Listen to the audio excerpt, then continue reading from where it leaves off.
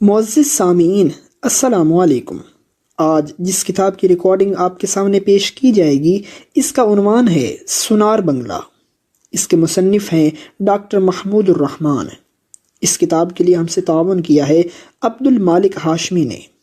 میں ہوں صداکار محمد محسن اور یہ recording national audio library for the blind کی جانب سے پیش کی جا رہی ہے۔ باب سوم، 1000 میل پرے، صفحہ نمبر 37۔ شیخ مجیب الرحمن نے عوامی حقوق کی جدوجہد کے آغاز کے لیے 6 نکات کو اپنی فہم کی بنیاد بنایا۔ شروع میں 6 نکات 1966 عیسوی میں منظر عام پر آئے، لیکن اس قدر شہرت حاصل نہ کر سکے، مگر 1970 عیسوی کے الیکشن میں ان نکات نے بر صغیر کی سیاست کی کایا پلٹ کر رکھ دی۔ 6 نکات کیا ہیں؟ ان کی تفصیل شرح کیا ہے؟ اس سے کسی کو غرض نہیں تھی۔ بنگالی عوام صرف اتنا جانتے تھے کہ یہ ہمارے حقوق کی آواز ہے۔ انہیں اس مطالبے سے جذباتی حد تک لگاؤ تھا۔ 6 نکات کی اصل حقیقت سے تعلیم یافتہ طبقہ بھی بے خبر تھا، مگر ان کا جذباتی لگاؤ بدستور موجود تھا۔ پروفیسر غلام اعظم نے ایک دفعہ کھلنا میں تقریر کرتے ہوئے کہا، میں آپ کو کومیلا کا ایک واقعہ بتاؤں؟ وہاں ایک کالج کے 6 پروفیسروں نے مجھے پکڑا اور کہنے لگے کہ آپ تو بنگالی ہیں، پھر 6 نکات کی مخالفت کیوں کرتے ہیں؟ میں نے ان سے کہا، آپ 6 نکات کے بارے میں کیا جانتے ہیں؟ مجھے بتائیں۔ یہ سن کر وہ بغلیں جھانکنے لگے۔ ان میں سے کوئی بھی ان نکات کی تفصیل سے واقف نہ تھا۔ 6 نکاتی مطالبے کا اجمالی خاکہ یہ تھا۔ نمبر 1، لاہور ریزولوشن 1940 کی بنیاد پر پاکستان ایک وفاقی ریاست ہوگا۔ اس کی حکومت کی بنیاد پارلیمانی ہوگی، جس میں تمام اختیارات بالغ حق رائے دہی کے اصول پر اور راست انتخاب سے چنی ہوئی اسمبلی کو حاصل ہوں گے۔ نمبر 2، وفاقی حکومت فقط 2 امور کی مجاز ہوگی، دفاع اور امور خارجہ۔ باقی تمام اختیارات وفاقی ریاستوں کو حاصل ہوں گے۔ نمبر 3، ملک کے دونوں بازوؤں کے لیے 2 الگ سکے یعنی کرنسی جو بلا کسی رکاوٹ کے ایک دوسرے سے بدلے جا سکیں گے، یا پورے ملک کے لیے ایک ہی سکہ ہو۔ اس صورت میں آئینی تحفظ کے سرمایہ مشرقی پاکستان سے مغربی پاکستان فرار نہ ہونے پائے۔ نمبر 4، محصول عائد کرنے اور مالیانہ وصول کرنے کے اختیارات وفاقی ریاستوں کو ہوں۔ مرکزی وفاق کے مصارف کے لیے ریاستی محصولات کا ایک حصہ مخصوص ہو۔ نمبر 5، مغربی اور مشرقی پاکستان کی زر مبادلہ کی آمدنیوں کا حساب الگ الگ رکھا جائے۔ مشرقی پاکستان کی کمائی کا حساب مشرقی پاکستان کی حکومت رکھے۔ وفاقی حکومت کے زر مبادلہ کی ضروریات دونوں بازوؤں سے برابر وصول کی جائیں۔ نمبر 6، مشرقی پاکستان کے لیے ایک ملیشیا یعنی نیم فوجی تنظیم کا قیام ہو۔ بظاہر 6 نکات اپنے اندر بلا کی سختی لیے ہوئے تھے، مگر حقیقت میں یہ ایک سیاسی مطالبہ تھا، اور سیاست میں ایسا ہی چلتا ہے۔ مطالبات کو مطلوبہ ضروریات سے بڑھا چڑھا کر پیش کیا جاتا ہے، پھر سیاسی حکمت عملی سے انہیں مناسب رد و بدل کے ساتھ تسلیم کر لیا جاتا ہے۔ یہی وجہ ہے کہ مسٹر بھٹو نے وقتی طور پر ان میں سے 5.5 نکات تسلیم کرنے کا اقرار بھی کر لیا۔ اگرچہ یہ ایک سیاسی چال تھی، تمام لیڈروں نے 6 نکات کو ہمیشہ ہوا بنا کر پیش کیا، اور بنگالی عوام کے حل طلب مسائل کو پس پشت ڈال کر اپنا سارا زور مجیب کو علیحدگی پسند قرار دینے میں صرف کر دیا۔ لیکن شیخ مجیب اب بھی سیاسی سمجھوتے کے لیے آمادہ تھا۔ جون 1969 میں اس نے الطاف حسن قریشی کو انٹرویو دیتے ہوئے کہا، قریشی صاحب، 6 نکات قرآن اور بائبل تو نہیں، ان پر نظر ثانی کی جا سکتی ہے، مگر میں آپ کو بتاؤں کہ یہ 6 نکات ظالم طبقے کے خلاف مظلوموں کی دل دوز آواز ہے۔ ہمیں مغربی پاکستان کے عوام سے کوئی قد نہیں، وہاں کی خوشحالی ہماری خوشحالی ہے۔ ہمیں صرف اسی طبقے سے نفرت ہے جس نے کبھی بیوروکریسی اور کبھی صنعت کاروں کے روپ میں ہمارے حقوق پر ڈاکے ڈالے، اور بدقسمتی سے ان سب کا تعلق مغربی پاکستان سے ہے۔ اس چھوٹے سے طبقے نے مغربی پاکستان کے عوام کو بھی ظلم کی چکی میں پیسا ہے۔ ہم سب مل کر اس طبقے کے خلاف جنگ لڑیں گے۔ یہی طبقہ مسلسل ہمارے مسائل کو الجھاتا آیا ہے۔ مشرقی پاکستان کے لوگ صرف انصاف چاہتے ہیں اور کچھ نہیں۔ ایک اور سوال کا جواب دیتے ہوئے مجیب نے بتایا، میں یہ سچے دل سے کہتا ہوں کہ 6 نکات قرآن اور بائبل نہیں، یہ تو میں نے سیاسی سمجھوتے کے لیے پیش کیے تھے، مگر بعض اخبارات اور بعض قائدین نے انہیں ایک دوسرے ہی رنگ میں پیش کیا۔ گفتگو اور بات چیت کے ذریعے سیاسی سمجھوتا ناممکن نہیں۔ قیام پاکستان کے لیے شیخ مجیب نے مسلم لیگ میں شامل ہو کر جدوجہد کی تھی۔ یہ الگ بات ہے کہ بعد میں حالات نے رخ موڑ لیا۔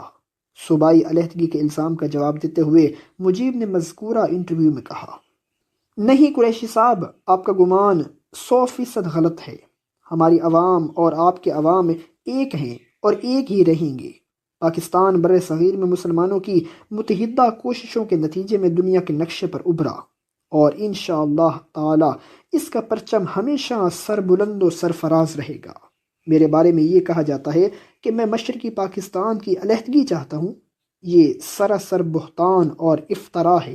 اگر میرا منصوبہ مشرقی پاکستان کو آزاد کرانے کا ہوتا تو میں 22 فروری 1969 کو اس کا اعلان کر سکتا تھا۔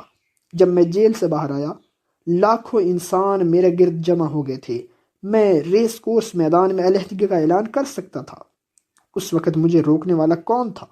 میں نے ایسا نہیں کیا، کیونکہ میں نے پاکستان کی تشکیل میں اپنا خون دیا ہے، اور میں ایک پاکستان کی سلامتی کے لیے جدوجہد کرتا رہوں گا۔ ان سے یہی سوال خان عبد الولی خان نے بھی کیا تھا، کیا آپ ایک پاکستان چاہتے ہیں یا آپ پاکستان سے باہر علیحدہ بنگلہ دیش قائم کرنا چاہتے ہیں؟ ولی خان کے بیان کے مطابق شیخ مجیب نے میری طرف دیکھا اور پھر کہا، ولی خان، میں مسلم لیگی ہوں۔ یہ ایک طرح سے میرے منہ پر ایک تھپڑ تھا۔ اپنی خدمات کا تذکرہ کرتے ہوئے مجیب نے کہا، میں کہتا ہوں مشرقی پاکستان کے لوگوں کی میں نے بے پناہ خدمت کی ہے۔ کوئی ہے ایسا لیڈر جو عوام کے حقوق کی حفاظت کے لیے 10 برس جیل میں رہا ہو؟ میرے عوام میری قربانیوں کی بڑی قدر کرتے ہیں۔ یہی وجہ ہے کہ شیخ مجیب اپنے عوام کی آنکھوں کا تارا بن چکا تھا۔ لوگ اسے بنگلہ بندو یعنی بنگال دوست کے نام سے پکارتے تھے، اور صوبہ کے در و دیوار امار نیتا تمار نیتا مجیب نیتا یعنی ہمارا لیڈر تمہارا لیڈر مجیب لیڈر کے نعرے سے گونجا کرتے تھے۔ صدر یحییٰ ایک بڑے جرنیل تو ضرور تھے، مگر وہ کارزار سیاست کی پٹختیوں سے قطعی نابلد تھے۔ ان کا دور حکومت حماقتوں کا ایسا مرقع تھا جو ملک کی المناک تباہی پر منتج ہوا۔ 69 میں پورے سال کے دوران مشرقی پاکستان پر مارشل لا ایسی بیداری کے ساتھ نافذ رکھا گیا کہ یہ بجائے خود مسلح افواج کے وقار کا مسئلہ بن گیا۔ ساتھ ہی وہ ملک میں غیر جانبدارانہ انتخابات کے ذریعے اقتدار منتقل کرنے کے بعد صدارت سے سبق دوش ہونا چاہتا تھا۔ اسے مشورہ دیا گیا کہ 56 کا دستور بحال کر کے ابتدائی انتخابات اسی آئین کے تحت کرائے جائیں، مگر اسے اصرار تھا کہ دستور ہو تو نیا ہو۔ انتخابات کے انعقاد کا اعلان ہوتے ہی ملک میں ہر قسم کی سیاسی سرگرمیوں کو کھلی چھٹی مل گئی۔ مارشل لا کے ضابطہ نمبر 60 کے استعمال کی کبھی نوبت ہی نہیں آنے دی گئی۔ مغربی پاکستان میں پیپلز پارٹی روٹی کپڑے اور مکان کا رسوائے زمانہ نعرہ لگا کر میدان میں کود چکی تھی۔ اس کی دیکھا دیکھی روایتی کانگریسی ملا بھی سوشلزم آوے یاوے کا راگ الاپ رہے تھے۔ ملاوٹی اسلام اور مساوات محمدی صلی اللہ علیہ وسلم کے نت نئے تجربے ہو رہے تھے۔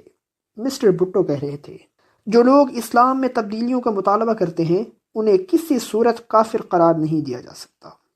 113 مقتدر علماء نے سوشلزم کو غیر اسلامی قرار دیا تو بھٹو نے کہا، یہ فتویٰ جاری کرنے والے سامراجیوں کے پٹھو ہیں، ہم انہیں فکس اپ کر دیں گے۔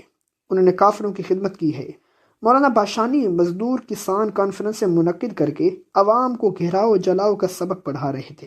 مشرقی پاکستان کو امار باڑی تمار باڑی نکسل باڑی اور جالو جالو آگن جالو لگاؤ لگاؤ آگ لگاؤ کے نعرے دے کر وہ کہہ رہے تھے، عوامی حقوق تسلیم کرانے کے لیے آئینی جدوجہد کا زمانہ اب چلا گیا ہے، اب تشدد کے سوا کوئی چارہ کار نہیں۔ پاشانی نے مغربی پاکستان کا بھی طوفانی دورہ کیا، ٹوبہ ٹیک سنگھ کانفرنس کی رچنا رچائی اور پیپلز پارٹی کے ساتھ مل کر مزدوروں کو تشدد پر ابھارنے لگے۔ لاہور میں ایک جلوس نے بھٹو باشانی بھائی بھائی کے نعرے لگاتے ہوئے نیلا گنبد میں جماعت اسلامی کے دفتر کا دروازہ توڑ کر سامان، فائلیں اور دینی کتب نظر آتش کر دیں۔ قرآن کریم کا ایک نسخہ اٹھا کر آگ میں جھونک دیا گیا۔ ادھر شیخ مجیب کے صبر کا پیمانہ چھلک چکا تھا۔ وہ عوام سے کہہ رہے تھے، بنگال کا ہر فرزند اٹھ کھڑا ہو اور اس سرزمین کو میر جعفروں اور مفت خوروں کے وجود سے یکسر پاک کر دے۔ عوامی لیگ کے جنرل سیکرٹری تاج الدین احمد نے کہا، ڈاکو اور لٹیرے بڑے عرصے تک بنگالیوں کا خون چوستے رہے ہیں۔ مغربی پاکستان کے لٹیروں کی ایک جماعت نے 23 سال تک مشرقی پاکستان کا خون پیا ہے۔ پاکستان کی تاریخ سازشوں کی تاریخ ہے، مسلسل استبداد کی تاریخ ہے۔ ابتدائی ہڑتالوں اور مظاہروں کے ذریعے اپنی قوت کا اظہار کیا گیا۔ عوامی لیگ کے رضاکار آتشی اسلحہ سے لیس ہو کر خوف و ہراس پھیلاتے اور لوگوں کو جبراً اپنے ساتھ ملاتے۔ انہوں نے مخالف جماعتوں کے جلسوں میں گڑبڑ کی، ان کے دفاتر تباہ کیے اور مخالف لیڈروں پر قاتلانہ حملوں سے بھی باز نہ آئے۔ مجیب کی سیاسی قوت میں اضافہ ہوا تو انتظامی مشینری بھی اس کی خوشنودی حاصل کرنے کی کوشش کرنے لگی۔ کاروباری لوگ اپنے تحفظ کے لیے اس کی پارٹی کو ہر قسم کی امداد فراہم کر رہے تھے، اور حکومت ایک غیر جانبدار تماشائی کی حیثیت سے یہ سارا کھیل دیکھ رہی تھی۔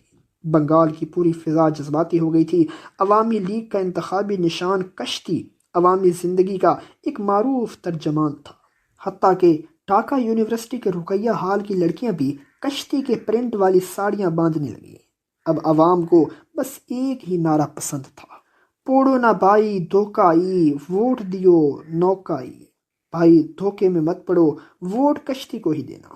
مشرقی پاکستان میں ہندوؤں کی آبادی 20% تھی، مگر مخلوط طریقے انتخابات کی وجہ سے ان کی اہمیت بہت زیادہ بڑھ گئی۔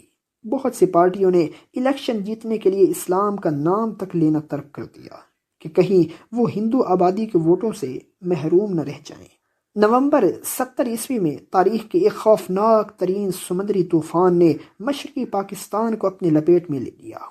ہزاروں جانیں دیکھتے ہی دیکھتے لقمہ اجل بن گئی۔ بیرونی ممالک سے تھڑا تھڑ امدادی سامان پہنچنے لگا۔ مجیب نے اس موقع کو بھی سیاسی مفاد کے لیے استعمال کیا۔ سیلاب زدہ علاقوں کا دورہ کرنے کے بعد اس نے مرکزی حکومت پر بے حسی، لاپرواہی اور امدادی سامان خرد برد کرنے کا الزام لگایا۔ اس بات پر بار بار احتجاج کیا جا رہا تھا کہ اگر مغربی پاکستان میں منگلہ بند اور تربیلا بند بن سکتے ہیں تو مشرقی پاکستان میں سیلاب کی روک تھام کیوں نہیں ہو سکتی۔ آخر الیکشن کا دن آ پہنچا۔ عوامی لیگ نے قومی اسمبلی کی 313 نشستوں میں سے 167 اور پیپلز پارٹی نے 88 نشستیں حاصل کیں۔ آل انڈیا ریڈیو پر شیخ مجیب اور بھٹو کی کامیابی پر مبارکباد کے پیغامات نشر کیے جا رہے تھے۔ عوامی لیگ کو مغربی پاکستان میں اور پیپلز پارٹی کو مشرقی پاکستان میں ایک سیٹ بھی نہیں ملی۔ بہرحال نتائج کی روح سے عوامی لیگ کو ملک کی نمائندہ حکمران پارٹی بننے کا پورا حق پہنچتا تھا۔ یحییٰ خان نے مجیب کی کامیابی کا خیر مقدم کرتے ہوئے اعلان کیا کہ ملک کے آئندہ وزیر اعظم شیخ مجیب الرحمان ہوں گے۔ یہیں سے اقتدار کی سرد جنگ شروع ہو گئی۔ پیپلز پارٹی گویا ہر صورت میں اقتدار چاہتی تھی۔ مسٹر بھٹو کے عجیب و غریب بیانات ملک کی سیاسی فضا میں تلخی پیدا کر رہے تھے، یہاں تک کہ انہوں نے مجیب کو ادھر ہم ادھر تم کا پیغام دے کر بذات خود صوبائی علیحدگی کی راہ ہموار کرنے کی کوشش کی۔ انہوں نے حصول اقتدار کی اس تگ و دو کا ان الفاظ میں اقرار بھی کیا۔ علاوہ ازیں ایک اور وجہ بھی تھی، اور سیاسی مذاکرات کے دوران ہم اس کو کھل کر بیان نہیں کر سکتے تھے۔ ہم چاہتے تھے کہ عوامی لیگ مرکزی حکومت میں ہمیں بھی شریک کر لے۔ بعد ازاں ولی خان نے قومی اسمبلی میں تقریر کرتے ہوئے بتایا، میرے پاس جب یہ تجویز آئی کہ مشرقی پاکستان میں عوامی لیگ کو حکومت کرنی چاہیے اور مغربی پاکستان میں پیپلز پارٹی کو، تو میں نے اس تجویز پر عوامی لیگ کا رد عمل پریس کے ذریعے معلوم کرنے کی کوشش کی۔ وہ کچھ زیادہ خوش نظر نہ آتے تھے۔ اس پر میں ان کے ایک ذمہ دار رکن سے ملا اور پوچھا کہ اس تجویز پر آپ کا رد عمل کیا ہے۔ اس نے بہت معصومانہ طریقے سے جواب دیا، بھئی ہم تو 6 نکات کی بنیاد پر صوبائی خود مختاری چاہتے تھے، لیکن اس کے تحت ہمیں مکمل آزادی مل رہی ہے، ہم اسے دونوں ہاتھوں سے کیوں نہ تھامیں، بالخصوص اس شکل میں کہ تجویز مغربی پاکستان سے آ رہی ہے۔ یحییٰ خان نے ملک کا آئین 120 دن کے اندر اندر تیار کرنے کی شرط عائد کر دی۔ قومی اسمبلی کا اجلاس 3 مارچ 71 کو اکثریتی آبادی کے صوبائی دارالحکومت ڈھاکہ میں ہونا قرار پایا۔ عوامی لیگ کی ہائی کمان نے ایک دستوری مسودہ قانون تیار کر لیا۔ پیپلز پارٹی کو خطرہ لاحق ہوا کہ عوامی لیگ اپنی اکثریت کی بنا پر اپنے دستور کی منظوری حاصل کر لے گی۔ پیپلز پارٹی اسمبلی سے باہر ہی معاملہ طے کرنا چاہتی تھی، لیکن عوامی لیگ کے تاج الدین احمد کہہ رہے تھے جمہوری تقاضوں کے پیش نظر آئین پر خفیہ بات چیت کرنے کی بجائے ایوان ہی میں بحث کی جائے اور ہر بات وہیں طے کی جائے۔ پیپلز پارٹی کے وفود گوہر مقصود حاصل کرنے کے لیے بار بار ڈھاکہ کے چکر لگا رہے تھے۔ بالآخر انہوں نے سرے سے اسمبلی کے اجلاس کو ہی ناکام بنانے کا پروگرام بنایا۔ مسٹر بھٹو نے مخالف سیاسی جماعتوں کے نمائندوں کو دھمکی دی کہ اگر کوئی اسمبلی کے اجلاس میں شرکت کے لیے ڈھاکہ گیا تو اس کی ٹانگیں توڑ دی جائیں گی، جانے والے واپسی کا ٹکٹ لے کر نہ جائیں۔ یحییٰ خان نے اسمبلی کا اجلاس ملتوی کر دیا۔ ایک دفعہ بلانے کے بعد اجلاس کا ملتوی کر دینا یحییٰ خان کی بہت بڑی سیاسی غلطی ثابت ہوا۔ اسمبلی کا اجلاس ملتوی ہوتے ہی مشرقی پاکستان میں غم و غصہ کی لہر دوڑ گئی۔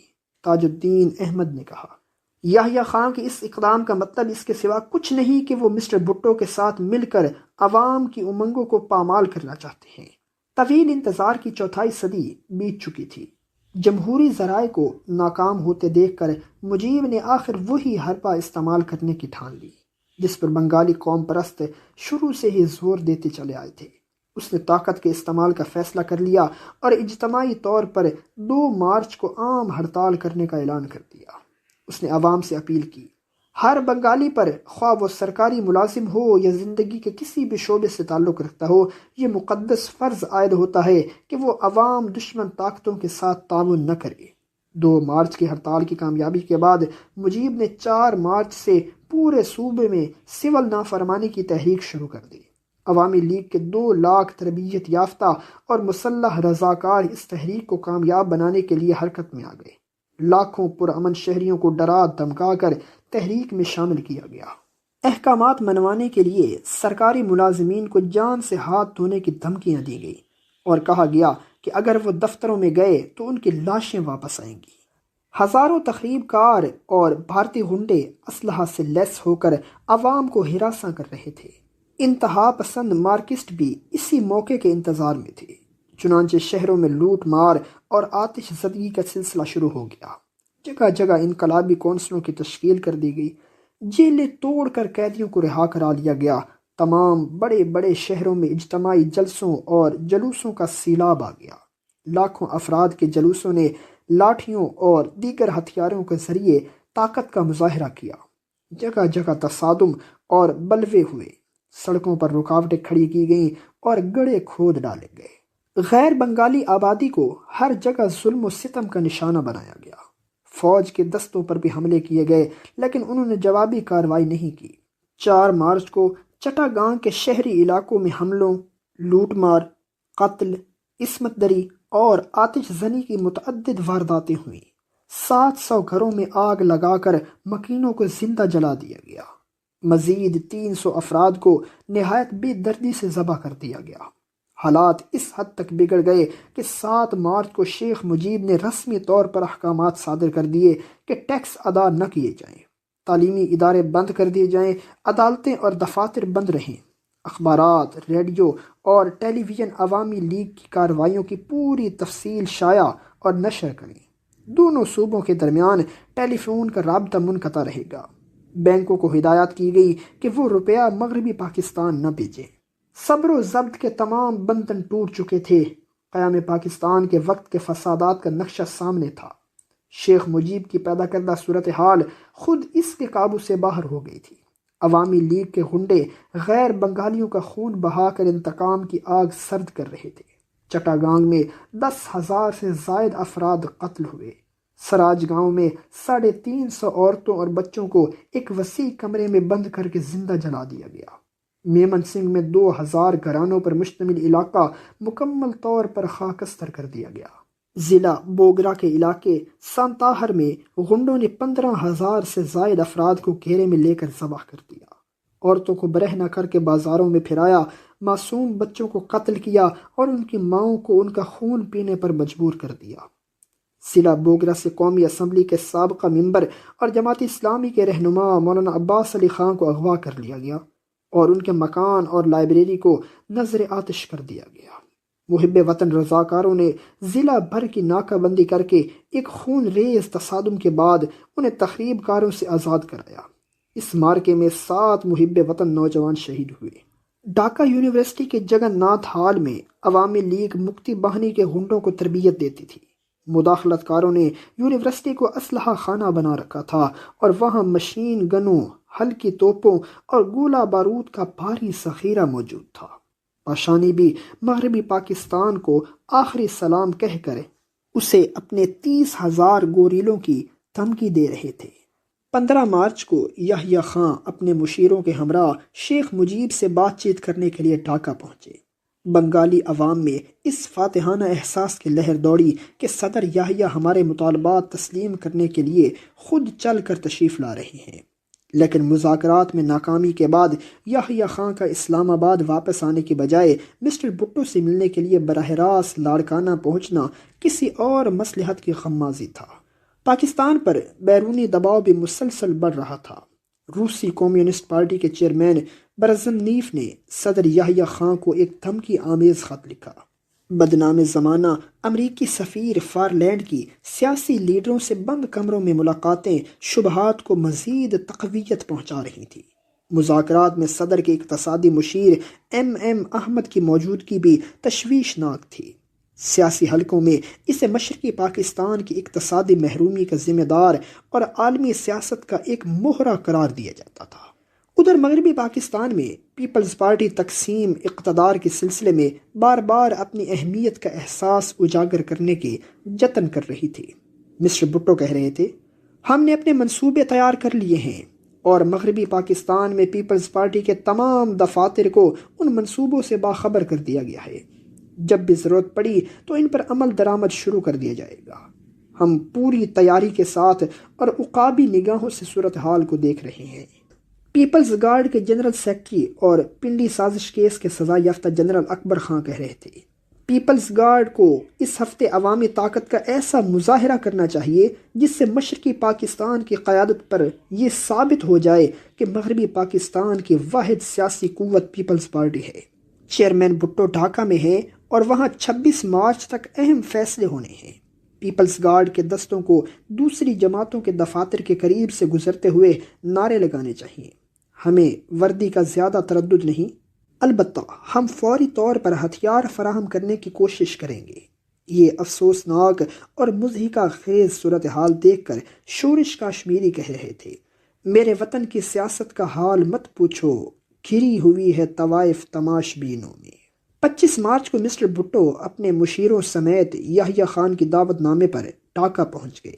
سہ فریقی مذاکرات یحییٰ خان، مجیب الرحمان اور مسٹر بھٹو کے درمیان 1 مارچ سے زور و شور سے جاری تھے، لیکن مولانا مودودی کے الفاظ میں 25 مارچ تک ان کا ایک ہی نتیجہ سامنے آیا، وہ یہ کہ تینوں لیڈر ملک کو علیحدگی کی جانب دھکیل رہے تھے۔ 23 مارچ کو مجیب کی ہدایت پر یوم مزاحمت منایا گیا۔